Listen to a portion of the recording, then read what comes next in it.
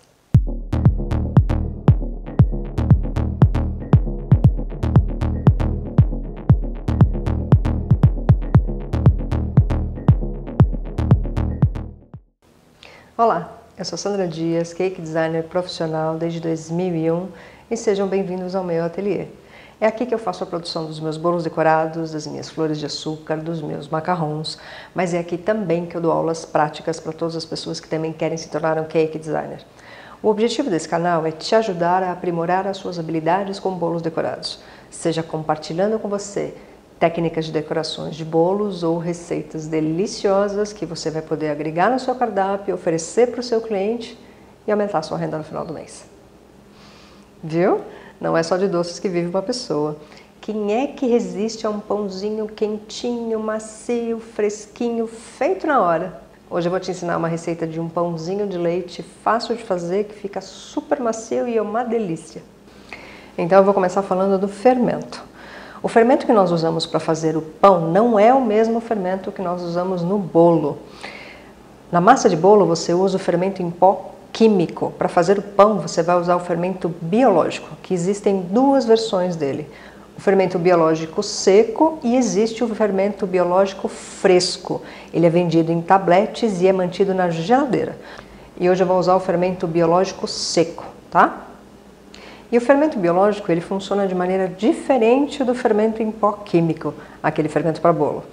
Então eu vou começar ativando o fermento, tá? De que maneira? Primeiro, eu tenho aqui 240 ml de leite e ele está ligeiramente morno. Ele não pode estar fervendo, não pode estar quente demais, senão você vai acabar matando o fermento ao invés de ativá-lo. E também não pode estar gelado, tá? Mais 100 ml de água também morna. Então você mistura aqui os dois. O açúcar, que são 10 gramas, ele funciona como um alimento para o fermento, tá? Então, eu acredito que a maioria das pessoas não sabe, mas o sal não pode entrar em contato direto com o fermento, porque ele acaba neutralizando a função do fermento e o fermento deixa de funcionar corretamente, tá? Então, aqui eu misturei já com açúcar. Mexe aqui um pouquinho, pode já adicionar 10 gramas de fermento biológico seco. Mistura aqui. E aí você vai deixar ele quietinho por uns 5, 10 minutos, só tempo dele ser ativado e você vai perceber que ele vai meio que começar a espumar, tá? Olha lá, 5 minutinhos e o fermento já ativou, tá? Você pode ver que ele espuma e meio que cresce um pouquinho. Eu tenho aqui também 60 gramas de manteiga derretida, que você já pode adicionar aqui. E um ovo. Bate ele um pouquinho, também para ficar mais fácil. E também acrescenta ali.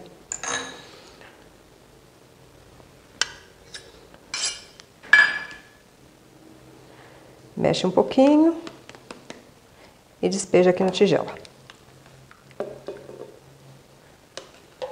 Agora, aos poucos, você vai adicionar 500 gramas de farinha de trigo. Para ficar mais fácil, tá? Em vez de jogar tudo de uma vez, se você misturar aos poucos, vai ficar mais fácil de misturar.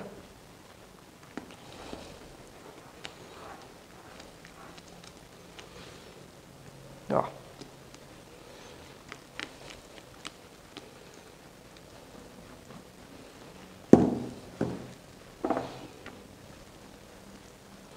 Isso também era uma coisa que dava para fazer na batedeira, tá? Com aquele gancho de massa pesada, porque aquele batedor, na verdade, é o indicado para massas de pão. Porque aquele batedor é indicado para massas de pão, massas realmente pesadas, tá?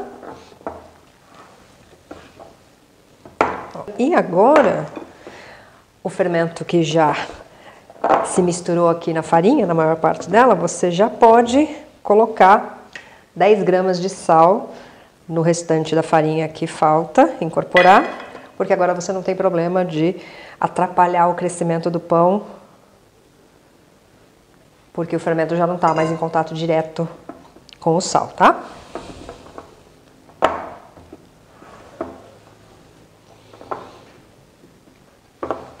Então agora você vai misturar até que ela fique uma massa bem lisa.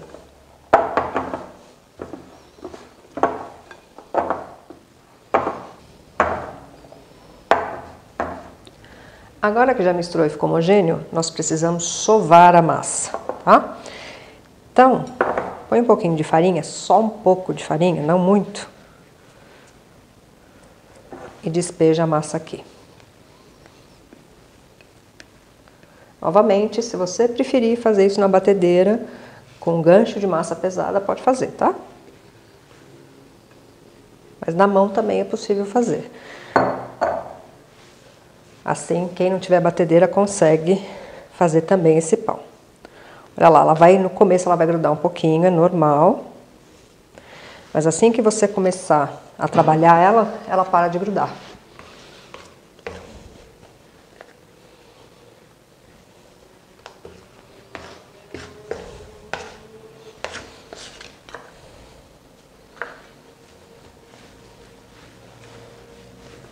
Olha lá, aí você vai fazer este movimento, ó.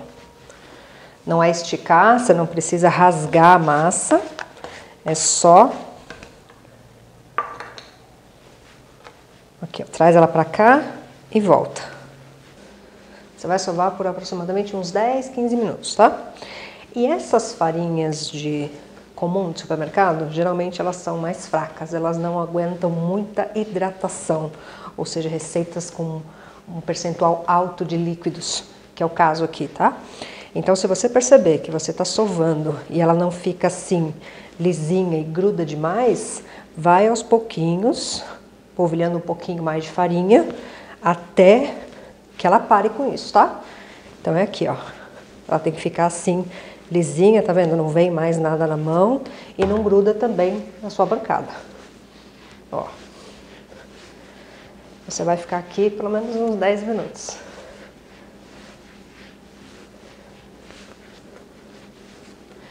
E quando ela chegar nesse ponto aqui, de bem lisa, não grudar mais, você vai, ó, essa parte de baixo, vira, faz assim, faz uma bolinha que agora a gente precisa fazer a primeira fermentação, ou seja, colocar essa massa para descansar e fazer o fermento trabalhar. Então, coloca numa tigela e cobre com um pano para ela não ressecar, tá? E esse tempo de fermentação vai depender muito da temperatura ambiente. Então, este fermento, por exemplo, quanto mais quente estiver o ambiente, mais rápido ele vai trabalhar. Então, se você mora num local mais frio, que por exemplo agora São Paulo já está numa temperatura mais baixa, ele vai demorar mais um pouquinho do que se você mora num local quente. Então, assim que ela dobrar de volume, está pronta a primeira fermentação. Viram como a panificação, assim como a confeitaria, precisa seguir algumas regras, alguns cuidados para que tudo dê certo? Agora que a massa já descansou, dobrou de volume, olha que bonita. Aí você faz assim, ó. Não precisa, mas é legal fazer, tá? Só porque é legal, ó. Agora eu vou dividi-la. Então vou tirar daqui. E para que a divisão fique bonitinha, eu vou saber o peso dela primeiro. Olha o ar que ela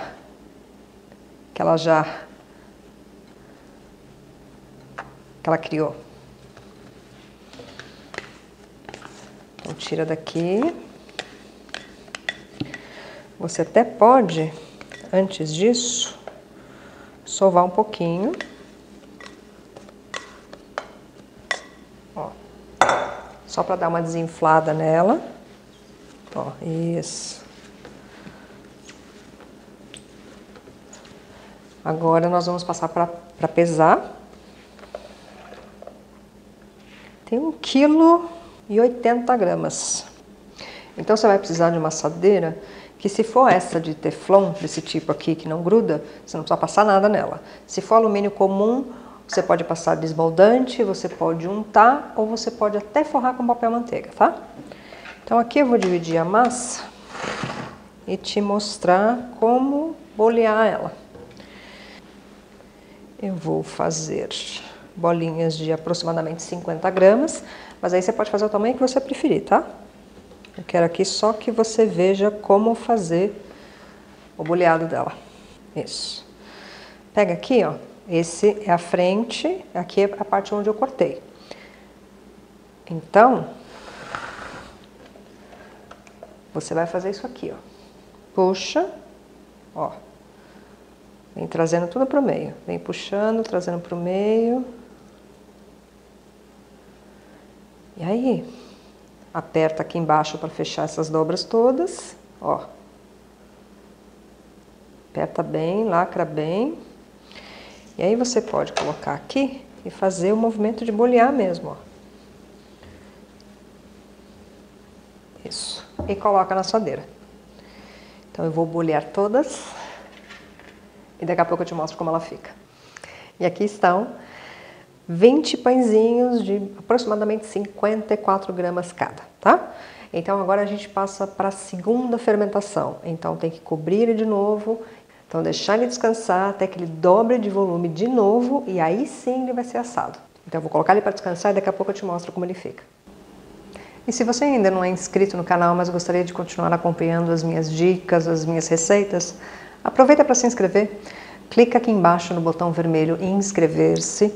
Clica também no sininho, porque você vai ativar as notificações, assim, cada vez que um vídeo novo ficar disponível no canal, o YouTube vai te avisar e você não vai ficar de fora da novidade. E caso você também não me siga no Instagram, vale a pena dar uma olhadinha por lá. Você não vai só apenas ver fotos dos meus trabalhos, você vai ver fotos dos trabalhos dos meus alunos, resultados de aulas práticas. No Stories, normalmente, eu publico coisas do meu dia a dia, o que eu esteja fazendo, ou se eu estiver dando aula, eu mostro passo a passo o que o aluno está realizando. De vez em quando eu entro online, aí eu consigo conversar ao vivo com quem estiver disponível, e é muito mais divertido. E se você usar uma receita minha e me marcar usando @SandraDiasCakeDesigner, o Instagram vai me avisar, eu vou lá dar uma olhadinha no seu post, vou deixar o meu like para você e vou deixar um comentário para você saber que eu passei por lá. E se você está gostando dessa receita e das dicas que eu estou te dando, deixa o seu like para mim também, vou ficar muito feliz de saber que você gostou. Então assim que termina a segunda fermentação, ou seja, quando ele dobra de novo de volume, é que ele fica pronto para ser assado. Vamos ver como ficou? Olha lá, realmente dobrou de volume, né? E esse tempo de fermentação, lembra que depende da temperatura ambiente. Se você mora num local muito quente, ele vai ser mais rápido, mas se você mora num local mais frio, ele vai demorar um pouquinho mais. De repente colocar em um lugar mais quentinho, se for o caso, né, de tá muito frio. Olha lá, eu tenho um ovo, eu vou bater aqui. E uma colher de sopa de água, que eu vou colocar, e a gente pincela esses pãezinhos, assim eles ficam mais dourados, ficam brilhantes quando assa, tá? Ó. Então, pincela todos. Forno eu já estou pré-aquecendo.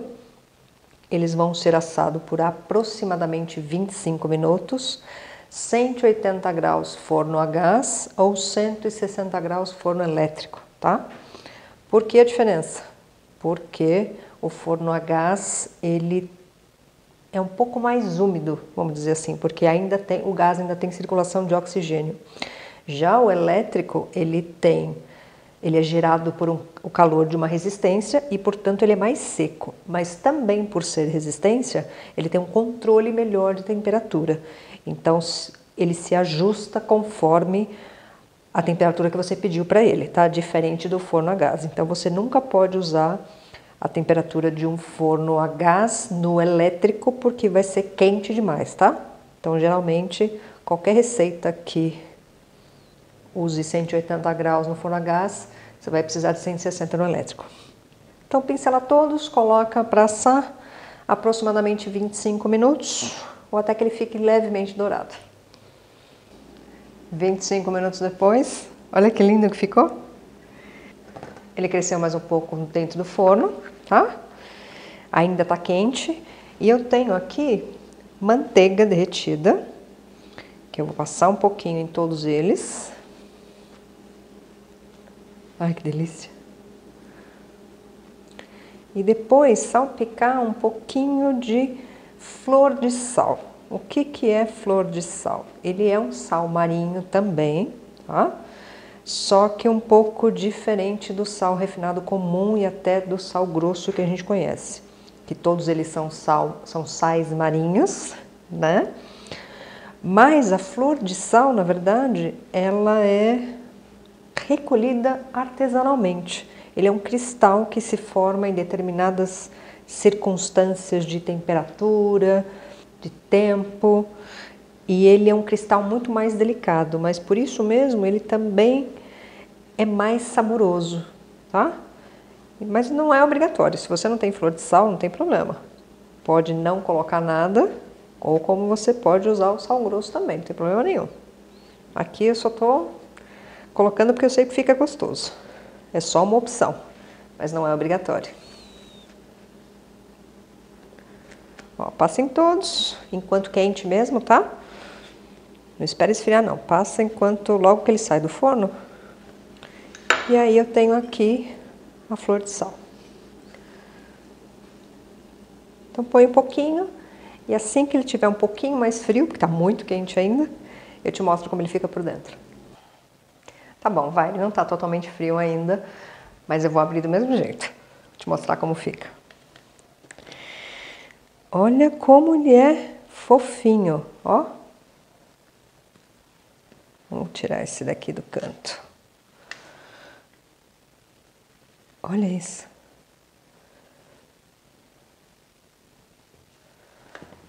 Olha.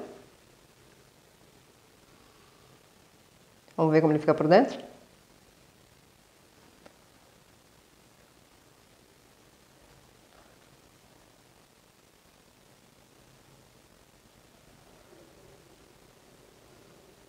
Gente, olha que delícia, ainda tá saindo fumacinha. Vamos provar, né? Olha isso. Gente, super, ultra, mega fofo. Olha. Só para tomar manteiga agora. E uma xícara de café.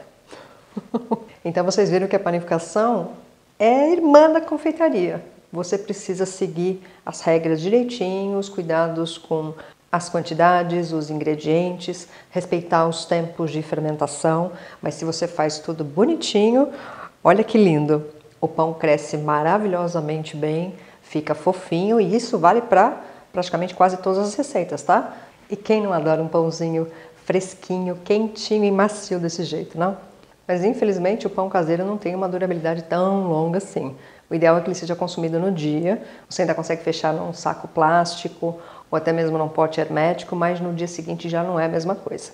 Eu espero que vocês tenham gostado, mas se ficou alguma dúvida sobre a receita, sobre o preparo, pode usar o campo de comentários aqui embaixo, deixa sua dúvida, deixa sua pergunta, que assim que puder e o mais rápido que for possível, eu mesma venho pessoalmente e respondo cada uma delas. Eu espero que vocês tenham gostado, cuidem-se bem e até a próxima.